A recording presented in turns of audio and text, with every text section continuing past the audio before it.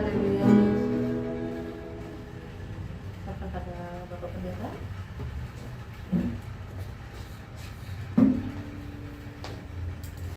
Haleluya Yesus.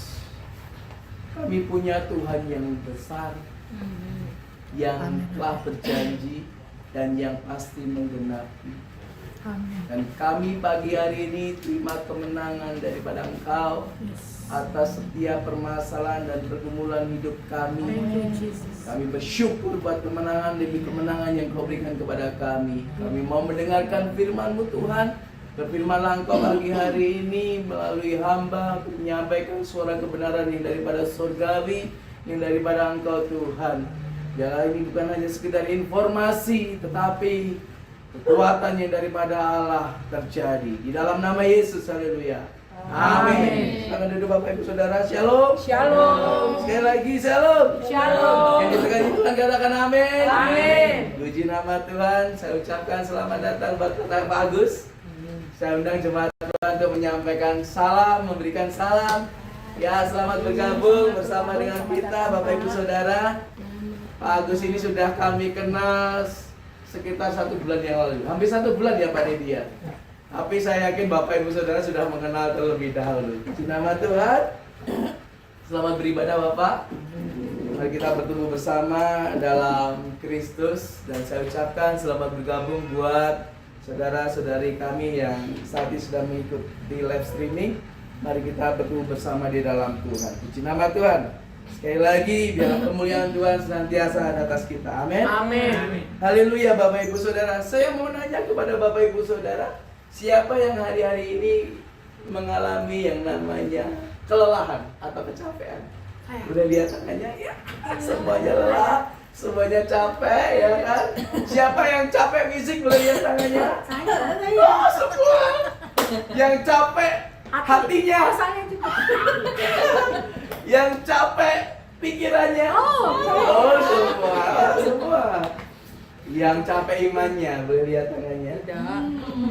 Puji nama Tuhan, kita tetap di dalam Tuhan. Katakan amin. Apapun tantangannya, apapun pergumulannya, jangan sampai membuat iman pengharapan kita menjadi lelah. Haleluya. Kita akan belajar Bapak Ibu Saudara dari kisah yang paling fenomenal.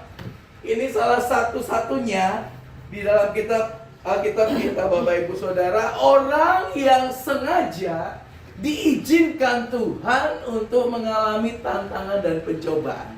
Halo.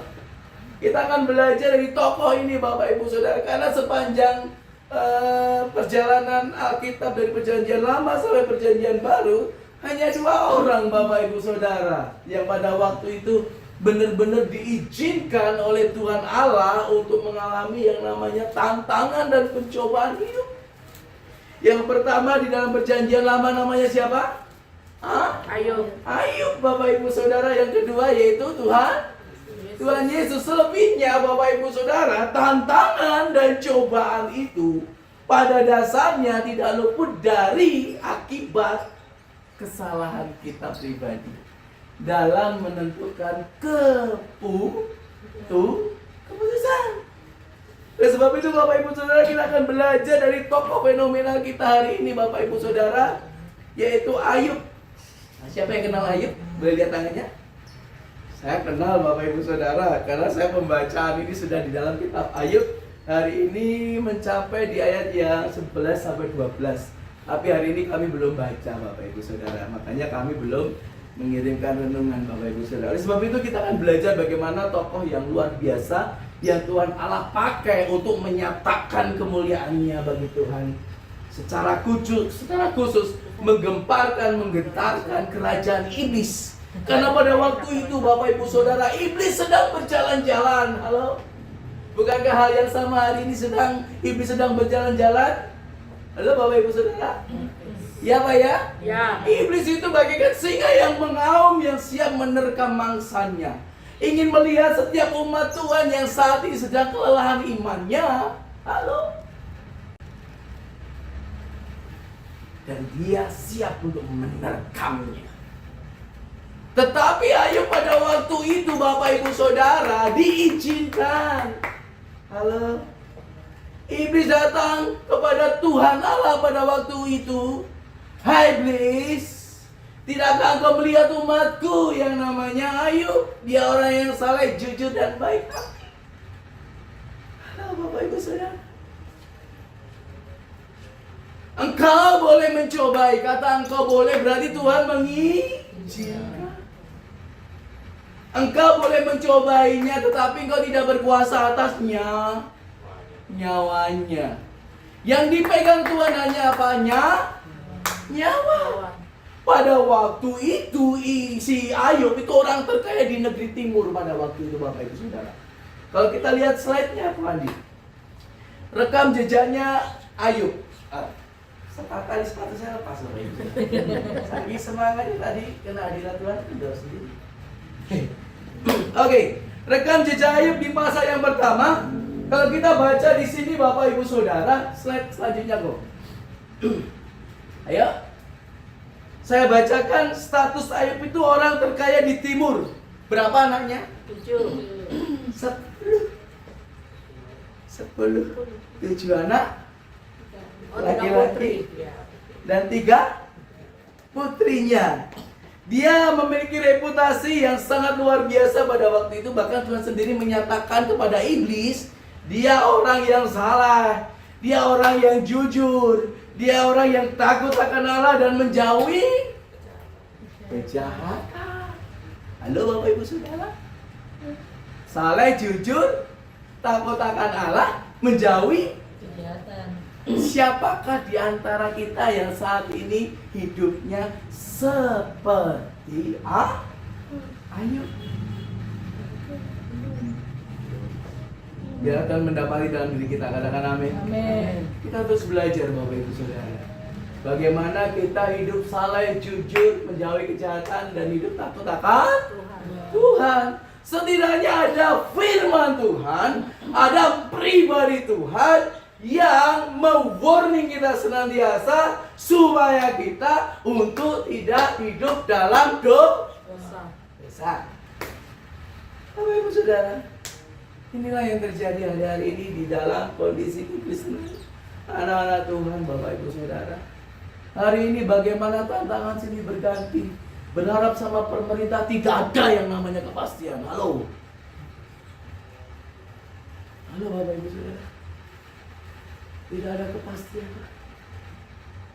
Di dunia ini tidak ada kepastian. Perpolitikan senantiasa bisa saja kapan saja berubah-ubah. Kebijakan yang selalu berganti-ganti setiap saat. Pemerintah yang selalu senantiasa menjadi korban di dalamnya. Kalau kita tidak hidup takut akan Tuhan, kita tidak mendekatkan diri kepada Tuhan. Halo Bapak Ibu Saudara. Kekuatan mana yang akan kita pakai? Gunung Kawi masih dekat, katakan ya.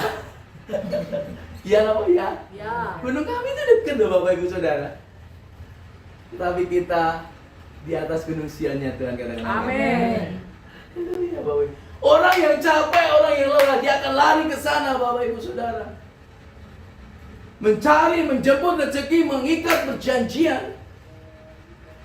Kita sudah diikat dengan janjinya Tuhan bahwa setiap orang yang percaya kepadanya, aku menyertai sampai kepada akhir zaman. Amin. Menyertai bukan hanya sekedar melihat, menyertai, menggandeng, membarengi, bahkan merangkul apa yang menjadi keperluan kita Bapak Ibu Saudara. Tuhan cukupkan. Bukankah hal itu dicari bangsa-bangsa yang tidak mengenal Allah? Allahku, aku tahu engkau memerlukannya. Jadi Bapak Ibu Saudara, kondisi hari ini apapun yang terjadi, ayo kita belajar. Dan ujian yang dialami Ayub Bapak Ibu Saudara, ujiannya apa? Yang pertama, hartanya ludes. Dia orang terkaya di timur Bapak Ibu. Dia orang paling kaya. Mungkin hari ini siapa yang terkaya di dunia? Elon Musk. Elon Musk ya, kan Elon Musk itu kayanya luar biasa ya. Jadi Bapak Ibu Saudara, Ayub pun pada waktu itu dijuluki orang terkaya di negeri timur. Setelah kekayaannya ludes, terbakar semuanya Bapak Ibu Saudara. Selanjutnya yang menyusul apa? Anak-anaknya Meninggal. meninggal. Halo? Hartanya ente, anaknya meninggal. Dia terkena sakit borok atau Kusta. sakit kusta pada waktu itu Bapak Ibu Saudara. Sangat menjijikkan, bahkan dijauhi, bahkan diasingkan, tidak boleh berdampingan dengan orang yang normal. Orang sakit kusta diibaratkan orang yang terkena kutuk. Orang yang terkena kutuk berarti orang itu melakukan suatu pelanggaran yang sangat besar berkaitannya dengan Tuhan. Berarti Ayub kena kutuk, berarti Ayub melakukan pelanggaran yang besar. Tetapi tidak, bahwa semuanya diizinkan oleh Tuhan Allah. Semata-mata bukan karena kesalahan Ayub, Bapak Ibu Saudara. Bahkan dijelaskan Ayub orang saleh, jujur, menjauhi kejahatan dan hidup takut akan Tuhan. Halo. Tetapi kenapa Allah mengizinkan? Kenapa hari ini Bapak Ibu Saudara diizinkan Allah mengalami berbagai macam tantangan persoalan dalam hidup?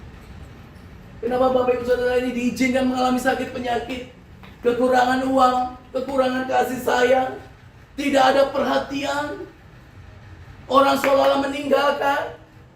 Gembalaku saat ini mungkin tidak peduli. Sesama jemaat mungkin kurang peduli. Merasa hidup sendiri di tengah keramaian, betapa pilu dan sedihnya hati. Tidak menikmati karunia yang saat ini sudah Tuhan berikan karena begitu besar masalah, lebih besar dari kasih karunia Tuhan yang Tuhan berikan dalam kehidupan kita. Sehingga mengaburkan pandangan kita bahkan janjinya Tuhan.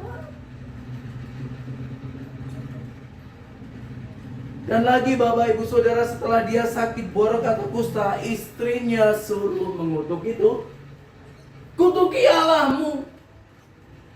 Harta kita habis, anak kita meninggal, kamu kena sakit kusta yang memalukan. Allah mana yang akan peduli sama kamu? Percuma kamu percaya kepada Allah. Percuma kamu menantikan berkatnya Tuhan. Percuma kamu menantikan janjinya Tuhan.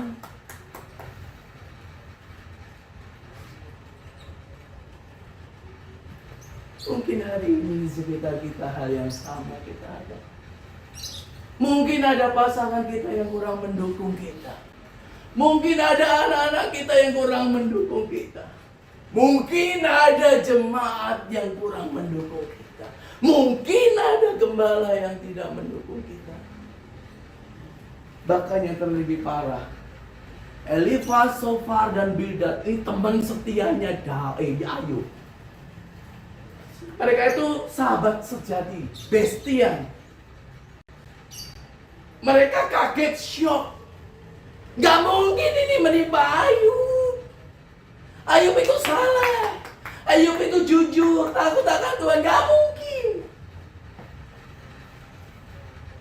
Tetapi sehingga cerita pernyataannya, mungkin kamu sedang melakukan pelanggaran yang besar di hadapan Tuhan.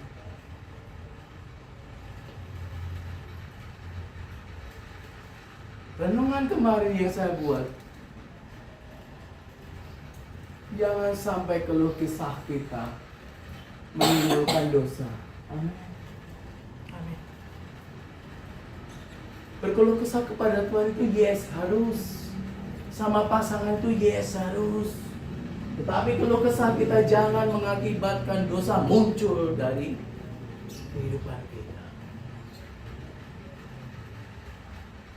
Dan ketika memulai percakapannya dengan Elifaz, Bapak Ibu Saudara, Elifaz yang awalnya care, peduli, sok peduli, dia datang ke tempat yang jauh karena di pengungsian dia datang. Yob, kenapa? Kamu kan saleh, kamu jujur, takut akan Tuhan, menjauhi kejahatan, gak mungkin ini menimpa kepadamu. Pedulinya luar biasa, Bapak Ibu Saudara, tetapi akhirnya timbullah yang namanya penghakiman.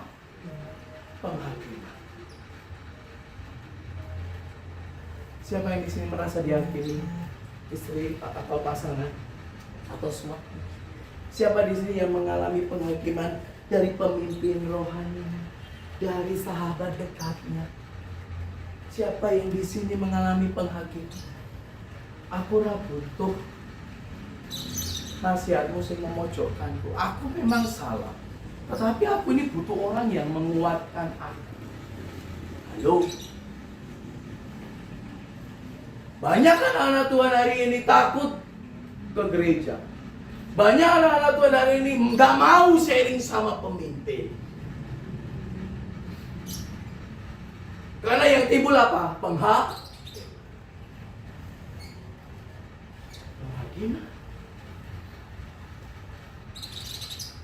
Di dalam ilmu konseling Bapak Ibu Saudara, hukumnya haram seorang konselor, seorang mentor memberikan solusi. Haram. Konseling itu hanya sebagai pendengar saja. Dari mendengar dia akan menuntun konseling ini, orang yang dimentori ini, yang punya masalah ini, sampai menemukan yang namanya banyak solusi yang dibuat para pemimpin, banyak solusi yang dibuat para teman-teman, yang akhirnya tidak sesuai dengan kenyataan. Akhirnya dia semakin sakit hati. Percuma.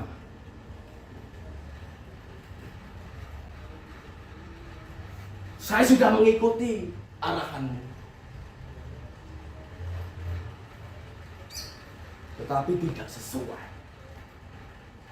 Kalau kamu sedang mengalami kesusahan, tabur. Butuh duit kok nabur terus.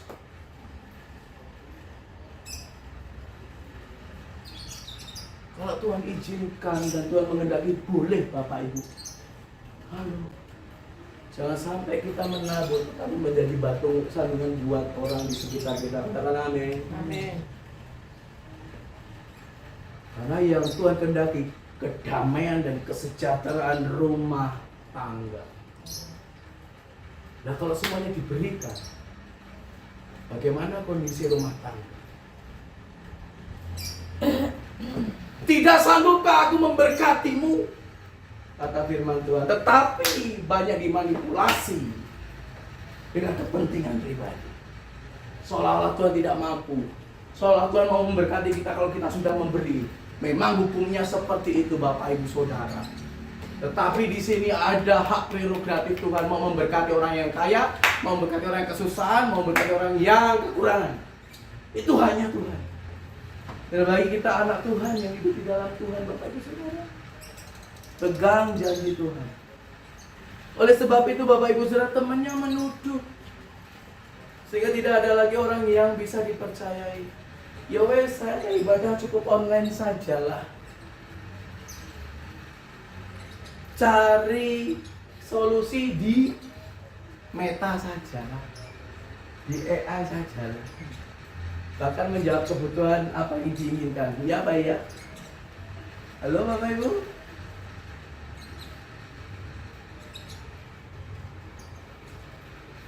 Inilah yang terjadi Bapak Ibu Saudara. Kalau orang-orang menambahkan orang jatuh itu harta, tahta, wanita, 3 ta, ya kan? Harta, tahta, wanita. Yang tambah satu lagi apa? Pendeta. Harta, tahta, wanita, dan pendeta. Pria mungkin ya yang lawan jenis. Penyesatan terjadi di mana-mana. Penyesatan tidak terjadi di luar gereja, di dalam gereja, di persekutuan gereja, persekutuan anak-anak Tuhan. Halo Bapak Ibu. Hari ini ada gereja besar sedang mendirikan sinode baru.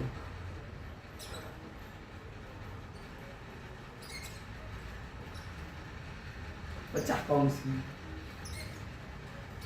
Gereja besar ini yang sudah mengembangkan saatnya kemana-mana di setiap kabupaten yang ada. Dan hari ini yang terjadi apa? Mendirikan sinode baru kemarin meresmikan. Salah tidak? Nah, itu keputusan pribadi mereka. berkenan di hadapan Tuhan, saya tidak tahu.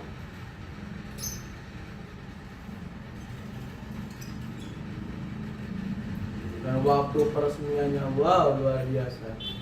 Dihadiri dari Kementerian Agama dan semua stafnya. Halo Bapak Ibu.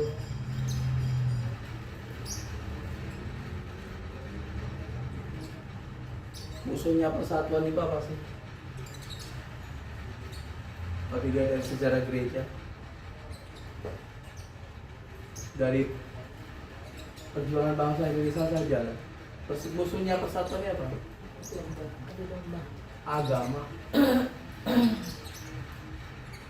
Berapa aliran agama di Indonesia? Sebelum ke GBI, GEJA, muncul dulu yang namanya Gereja Soko. Gini apa buatan? GKJ, BGKJ, Gemim, Gemit.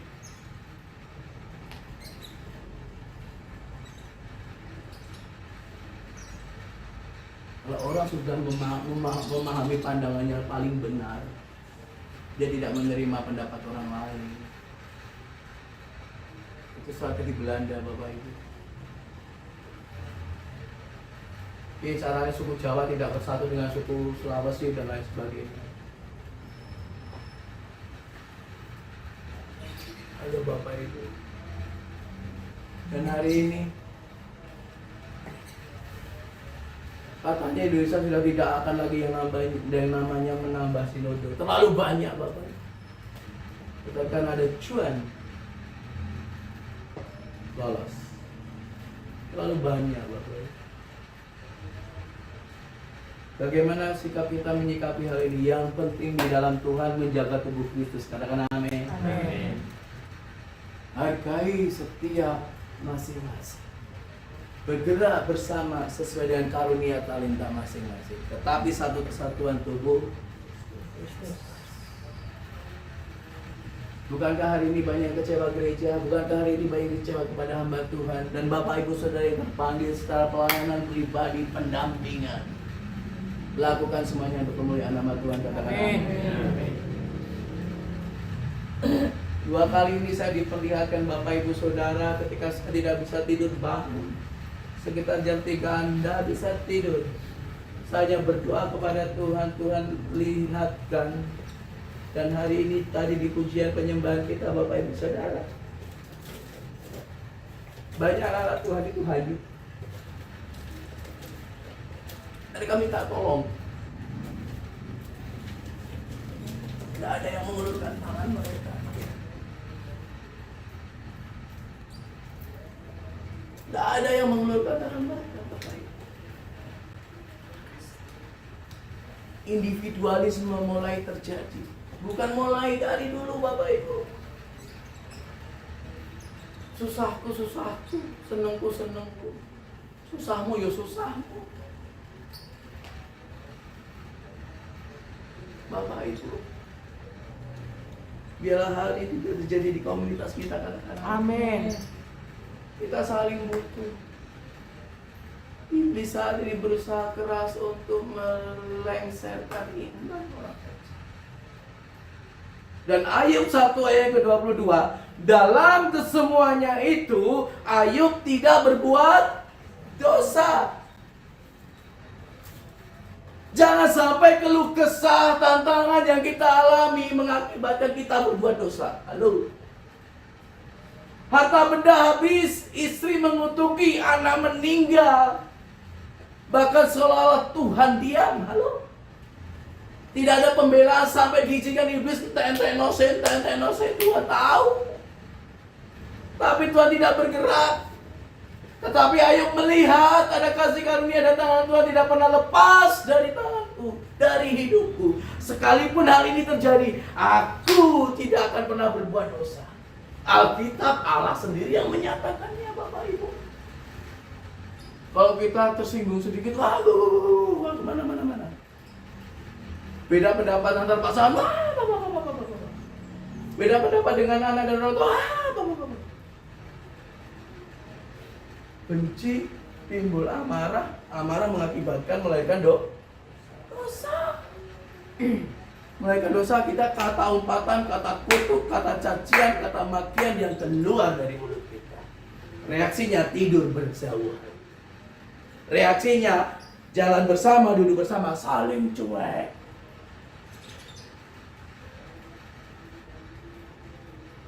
Halo Bapak Ibu, ayo meneladani kita. Dan slide selanjutnya Bapak Ibu Saudara, firman Tuhan hari ini berjudul tentang iman yang berkemenangan. Karena yang hari-hari yang direbut iblis adalah iman. Tapi bagaimana hari ini kita seperti ayo memiliki iman yang berkemenangan. Iman dalam bahasa Ibrani arti katanya cepat saja emunah. Emunah ini memiliki pengertian yaitu Bapak Ibu Saudara percaya di kepala tapi lebih ke kesetiaan, keteguhan, bisa dipegang janjinya. Kesetiaan, percaya sepenuhnya, mempercayakan, emunah. Dan di situ di dalam ilustrasi di dalam kitab Habakuk 2 ayat 4, orang benar akan hidup oleh imannya. Terus bahasa Ibrani lainnya adalah bata. Memiliki pengertian, percaya dan bersandar merasa aman. Ketika kita menaruh pengharapan kita kepada Yesus, ya kita percaya penuh. Percaya itu berarti mempercayakan. Makanya ada ayat Alkitab di Galatia 5:22, hidup yang kuhidupi sekarang ini adalah bukan milikku, melainkan Kristus yang tinggal di dalam hidupku. Halo Bapak Ibu, memasrahkan, menyerahkan. Kayak Bapak Ibu, hal terberat yaitu apa? Menyerahkan anak gadisnya kepada suami. Halo? Ibarat kakak itu pelepasan itu, wah, tidak mudah. Ini apa betul? Laki-laki makanya harus bertanggung jawab dan istri sadar sebagai penolong. Jadi Bapak Ibu Saudara, lebih menegakkan rasa aman karena bersandar pada sesuatu yang kuat. Yang kuat siapa? Yesus. Dalam kesemuanya itu Bapak Ibu Saudara, ayo menyandarkan diri. Wes Tuhan, apa yang terjadi dalam hidupku, aku berserah, aku bersandar, aku memasrahkan hidupku kepadamu. Orang kaya akhirnya hidup dalam belas kasihan orang lain. Lah nek Gusti iso kerja mboten? Gak. Makan dari belas kasihan orang lain. Maaf kata tidak lain halnya. Ayub kere bahkan sampai mengemis.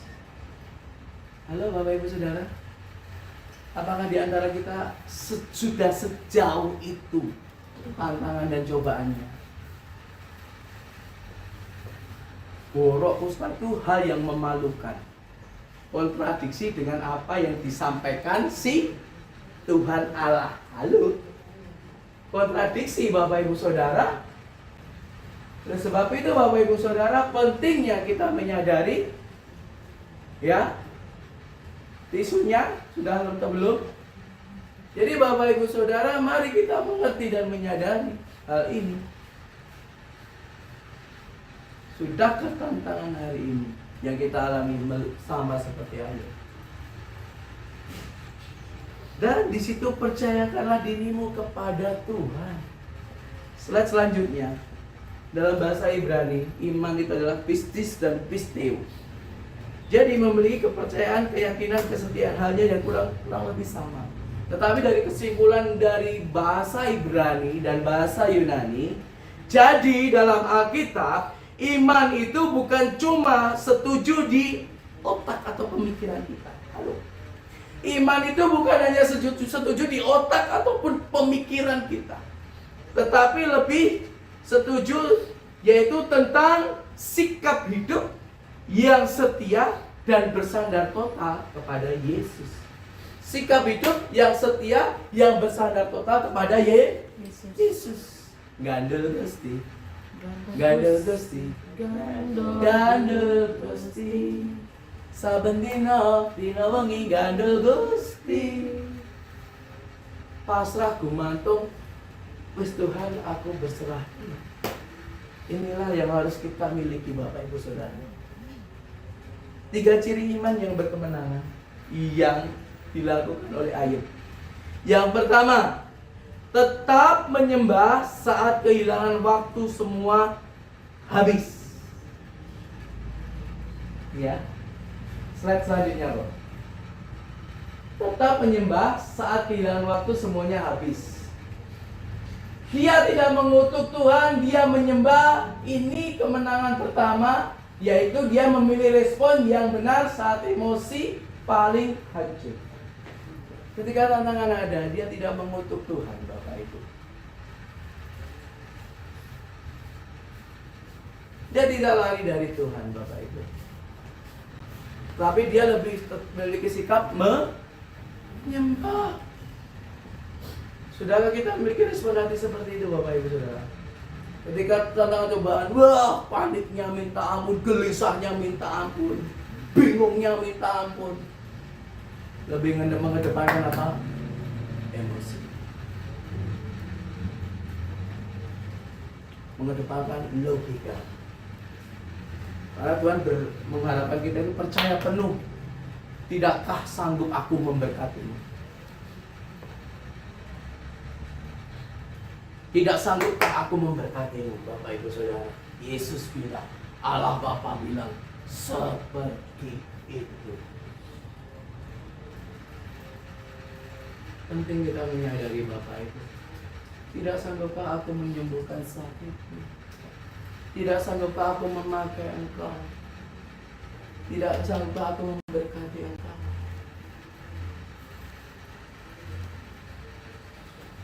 Dalam jualan kami, Bapak Ibu Saudara, kemarin kami mengalami rusak kurang lebih 15 kilo ya Bu Vivi. Terima kasih selalu membantu dan keluarga besar di tempat ini. Cumi itu belum dibayar, karena yang jualan pakai dulu aja, bayarnya nanti. Saya pesen 35 kilo. Yang rusak kurang lebih 15. Rusak ya, bukan busuk. Tidak bisa dibakar. Kalau digoreng bisa.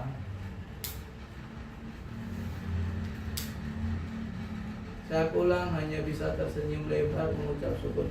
Wes, saya minta maaf sama ibu yang jual. Ibu, saya minta maaf. Mungkin bayar cuminya kami agak lambat karena sebagian cumi kami rusak. Loh, gimana caranya nyimpan? Selesai, ya udah mah, enggak apa-apa. Ya berapa yang rusak? Ya sekitar 15 kiloan. Dari 15 kilo itu saya potong 5.000 per kilo ya Mas. Puji Tuhan. Gimana Bapak? Walaupun masih membayar, tetapi dikurang, ada kasih karunia. Kalau yang namanya sudah transaksi jual beli deal, resikonya ditanggung pembeli. Itu urusanmu kok. Rusak dari cara kamu merawatnya atau menyimpannya. Tidak apa-apa di TikTok, didiamkan saja, tidak apa-apa. Tidak usah sibuk dengan TikTok. Hari ini kita fokus di sini saja, ayo. Bapak Ibu Saudara. Jadi di sinilah pembelaan Tuhan. Halo Bapak Ibu. Dan hasil jualan kita, puji Tuhan, hari ini, bulan ini kerja bakti dulu untuk membayar tanggungan 35 kilo. Habis saya bersyukur. Kita berkuat bersama-sama. Katakan amin. Amin. Terima kasih Bu, sudah tak repoti ya. Disitulah Bapak Ibu Saudara, indahnya di dalam Tuhan. Ketika kita mengalami situasi yang tidak sesuai dengan harapan kita, bisakah kita mengucap syukur? Saya sedang mempelajari kisah Ayub, dan saya mempersiapkan khotbah tentang Ayub. Ayub hidupnya penuh dengan ujian, tantangan dan cobaan yang diizinkan Tuhan. Ketika saya mengalami hal sama, saya mempraktekkan iman saya. Hal yang sama mari kita praktekkan gitu Bapak Ibu. Amin. Allah tidak kekurangan cara memberkati umatnya. Dia tidak mengutuk Tuhan, dia lebih menyembah. 1, 3 ciri iman yang berkemenangan versinya Ayub, yaitu tetap menyembah Saat kehilangan waktu semuanya habis. Nggak ada waktu lagi. Harta udah habis, anak meninggal semuanya, istri menjauhi dia. Maafkan tak bisa ranjang sejenak. Dalam kondisi terpuruk, istrinya tidak datang sebagai penolong, tapi pengerong. Tidak menguatkan iman, tetapi malah melemahkan iman. Pasangan seperti apa pada waktu itu? Saya coba bikin renungan singkat setiap harinya. Dalam pembacaan kita, ayatnya jadi saya, istrinya itu istri saya. Itu ilustrasi Bapak Ibu Saudara. Ilustrasi saja.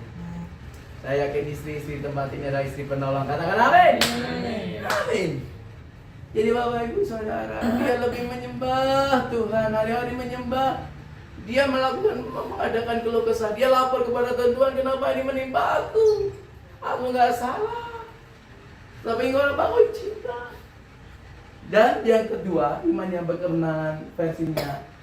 Ayo, jujur sama Tuhan tanpa meninggalkannya. Ayo tidak pura-pura. Jujur sama Tuhan. Tidak pura-pura kuat. Siapa di sini pura-pura kuat? Biasa di hadapan pasangan pura-pura kuat itu yes, ya Bapak-bapak. Harus. Karena intinya itu di imam keluarga Bapak Ibu Saudara. Tetapi kalau di hadapan Tuhan, Tuhan aku nggak mampu Tuhan. Saya kalau udah sendiri itu dalam hati itu kadang menangis Bapak Ibu. Tuhan, kok gini ya? Siapa yang merasa sudah ikut sepenuhnya Tuhan tidak neko-neko boleh lihat tangannya. Siapa yang sudah ikut Tuhan sepenuhnya tidak neko-neko boleh lihat tangannya. Hah? Ada yang neko-neko tidak? Saya yakin tidak ada. Tapi kenapa hari ini Tuhan mengizinkan hal itu terjadi dalam hidupku? Halo Bapak Ibu. Seolah-olah kita kayak seperti Ayub ini. Tuhan, aku sudah jujur loh. Aku sudah ikut katakan Tuhan. Aku sudah memberi loh Tuhan. Aku sudah melayani loh Tuhan. Kenapa kok posisi ini ada dalam kehidupan saya? Kalau kesah Ayub dan catatan Elifas. Kalau kesahnya Ayub itu tidak mendatangkan dosa. Dia jujur. Ayo kita mulai jujur di hadapan Tuhan dan jujur di hadapan pasangan. Katakan amin. Amin. Aku punya masalah, ayo gandengan tangan, maju bareng, gandengan tangan, melangkah bersama. Apabila engkau dengan pasangan, yuk. Apabila engkau dengan anak, ayo bersama anak. Bergandengan tangan semuanya bersatu. Dalam persatuan dan kesatuan disitulah berkata menyatakan. Katakan amin. Yang ketiga, yang terakhir Bapak Ibu Saudara, ciri iman yang berkemenangan versinya Daud yaitu Ayub bertobat setelah melihat Tuhan. Kita akan baca kitabnya, kita belum baca kitab. Ayub 42 ayat yang kelima. Ayub 42 ayat kelima sebagai ayat nats hari ini. Itu saya kasih gambar teguran yang nyata bukan kritik. Biarlah hal ini menjadikan dasar buat kita. Lebih baik teguran yang nyata daripada kasih yang tersam. Engkau melihat sahabatmu, saudaramu salah, kasihilah, tegurlah dengan kasih. Yang sudah mendapatkan katakan amin. Amin. Oke, kita akan baca bersama-sama ayat 5. 1, 2, 3. Hanya dari kata orang saja aku mendengar tentang Engkau, tetapi sekarang mataku sendiri memandang Engkau. Mataku sendiri memandang Engkau, yaitu Tuhan Allah berbicara tentang iman yang penuh, iman yang benar. Dulu dia mendengar Yesus baik, dulu dia mendengar Tuhan Allah mencukupi. Itu berdasarkan apa kata orang. Tetapi setelah dia mengalami kesusahan, dia merasakan Tuhan Allah menghibur dia. Setelah dia mengalami harta bendanya habis semua, dia sebagai pengemis mengharapkan belas kasihan orang untuk makan. Dia mengalami kehadiran Tuhan Allah, mengalami Yesus hadir menolong. Dulu makanan itu tumpe-tumpe. Tiap hari dia melakukan korban bakaran penebus salah. Berapa lembu, kambing, domba, sapi yang dibakar untuk melakukan hal itu karena setiap hari anaknya itu berpesta pora melakukan dosa. Halo. Tetapi dia merasakan, oh Tuhan Yesus baik, aku bersyukur Tuhan, aku bisa makan segenggam roti. Aku bisa minum seteguk air putih. Halo Bapak Ibu. Aku akhirnya menemukan itu sebagai penolong dan penghiburku. Temannya datang menghakimi dan mengkritik dia. Dia Yesus datang, Allah Bapa datang kepada Ayub. Aku mengalami penghiburan. Aku memperoleh pengharapan. Dia dulu bersandar sama harta benda dan miliknya. Aku bisa melakukan segala sesuatu, tapi hari ini aku melihat Allah. Bertobat setelah melihat Tuhan. Apa kata orang? Aku mendengar engkau baik, engkau menyembuhkan. Tetapi hari ini aku mendengar, melihat, menyaksikan engkau datang kepadaku sebagai penolong, penghibur, dan mujizat kesembuhan terjadi. Katakan amin. Amin. Setelah mengalami hal ini, harta Ayub dipulihkan Tuhan berapa kali lipat Bapak Ibu? 2 kali lipat. Luar biasa. Jumlah unta, kambing, lembu, domba 2 kali lipat. Bahkan pengurus ternaknya, gembalanya 2 kali lipat. Anak-anaknya yang sekarang ini menjadi kebanggaan.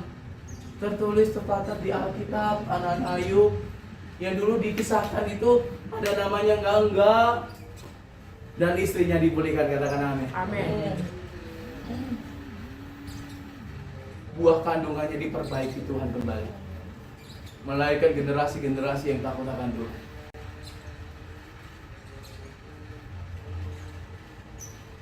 Memutuskan untuk keturunan itu penting, ya.